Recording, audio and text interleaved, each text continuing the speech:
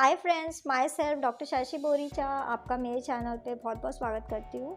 आज मैं आपको एक टॉपिक बताऊंगी जिसके बारे में बहुत सारे लोग पूछते हैं, उनके दिमाग में चीज़ें रहती है कि आखिर किस एज तक हमें इंटरकोर्स को परफॉर्म करना चाहिए।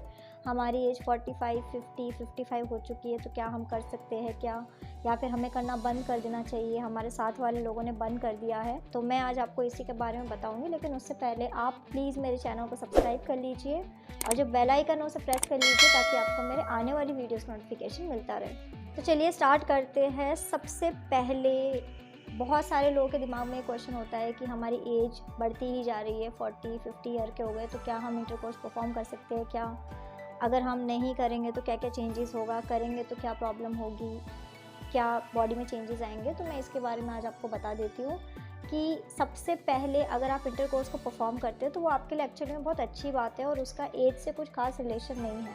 क्योंकि अगर आपका जो पार्टनर है आप उसको एक्चुअली जेन्युइनली बहुत चाहते हैं, बहुत प्यार करते हैं, तो आप किसी भी एज तक उनके साथ इंटरकोर्स को परफॉर्म कर सकते हैं।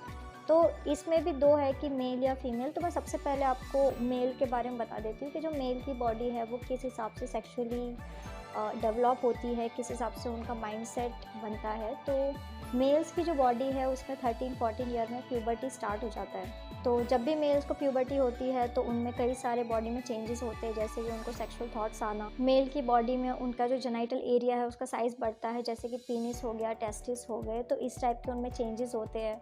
उनकी आवाज़ भारी होने लग जाती है, फेशियल हेयर आने लग जाते हैं।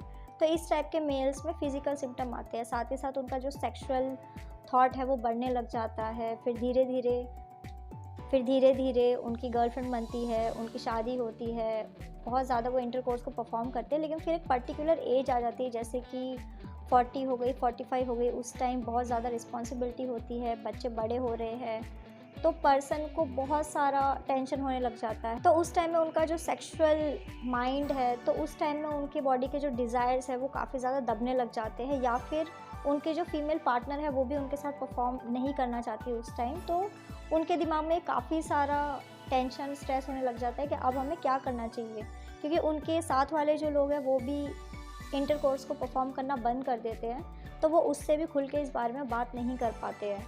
तो मैं आपको बता देती हूँ कि आपकी एज कितनी है उससे कुछ फ़र्क नहीं पड़ता है। अगर आपकी बॉडी बिल्कुल हेल्दी है, आपको हार्ट से रिलेटेड कोई बीमारी नहीं है, मस्कुलर कोई इशू नहीं है, इंटरकोर्स परफॉर्म करने में आपको कुछ प्रॉब्लम नहीं होता है, आपकी पार्टनर का भी उसमें कंसेंट है, वो भी इसको परफॉर्म करना चाहते हैं, तो आप किसी भी एज तक इंटरकोर्स को परफॉर्म कर सकते हैं। उससे आपकी बॉडी को कुछ नुकसान नहीं है, उल्टा आपकी बॉडी को फ़ायदा ही होगा। अब मैं आपको फ़ीमेल्स के बारे में बता देती हूँ। तो जो फीमेल की जो बॉडी है जिसमें प्यूबर्टी का जो टाइमिंग है स्टार्ट होने का वो 12 से 13 साल है। तो 12 से 13 साल में फ़ीमेल की बॉडी में कई सारे चेंजेस होते हैं, जैसे कि ब्रेस्ट का डेवलपमेंट होना, प्यूबिक हेयर का डेवलपमेंट होना, तो इस टाइप के उनके बॉडी में चेंजेस होते हैं। सेक्सुअल थॉट्स आने लग जाना, बॉयज़ की तरफ अट्रैक्ट होना, उनसे बातें करना, मिलना जुलना, तो इस टाइप के चेंजेस बहुत ही नॉर्मल चेंजेस है। लेकिन जब किसी फीमेल की एज 40 प्लस हो जाती है, 45 प्लस हो जाती है, 50 हो जाती है, फिर फीमेल्स को मेनोपॉज स्टार्ट हो जाता है, जिसके वजह से उनको कई सारे इश्यूज़ हो सकते हैं, जैसे कि वजाइना में ड्राइनेस होना, उनकी जो वजाइनल वॉल है वो पतली होने लग जाती है। तो इसके वजह से फ़ीमेल को बहुत ज़्यादा दर्द होने लग जाता है, उनके जो डिज़ायर्स है वो कम होने लग जाते हैं, सेक्सुअल इंटरकोर्स उनके लिए प्लेजर ना रह के एक जी का जंजाल जैसा उनको फील होने लग जाता है। तो इस टाइप की प्रॉब्लम उनको मेनोपॉज के बाद हो सकती है। लेकिन अगर किसी फीमेल के डिज़ायर्स सही है, वो सच में ऐसा सोचते हैं कि नहीं हम इस एज में भी इंटरकोर्स को परफॉर्म कर सकते हैं और ये करने से उन्हें प्लेजर मिलता है, तो वो इस एज में भी इंटरकोर्स को परफॉर्म कर सकती है।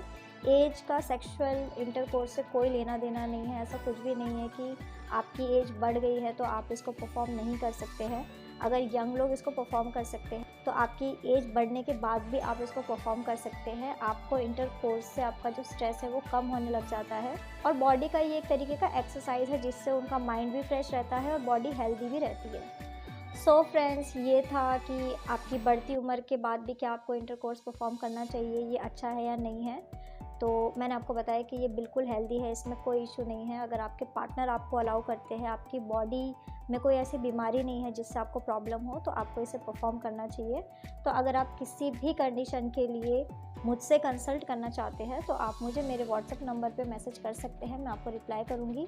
तो अगर आपको मेरा ये वीडियो यूज़फुल और इन्फॉर्मेटिव लगा हो तो आप प्लीज़ इसको लाइक कर दीजिए और साथ ही साथ आप मेरे चैनल को सब्सक्राइब कर लीजिए और जो बेल आइकन है उसे प्रेस कर लीजिए ताकि आपको मेरे आने वाली वीडियोज़ का नोटिफिकेशन मिलता रहे। तो आज के लिए बस इतना ही। Thank you.